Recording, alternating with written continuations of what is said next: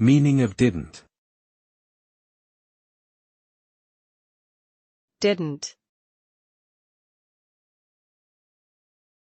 Didn't. Didn't.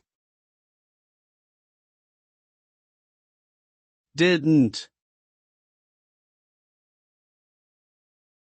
The word didn't is a contraction of the words did not. It is used to indicate that something was not done or did not happen in the past. The word not is a negating word, which means that it is used to express negation or denial. When didn't is used in a sentence, it changes the meaning of the sentence by negating the action or event mentioned in the sentence. For example, the sentence "I didn't go to the store" means that the speaker did not go to the store at a previous time.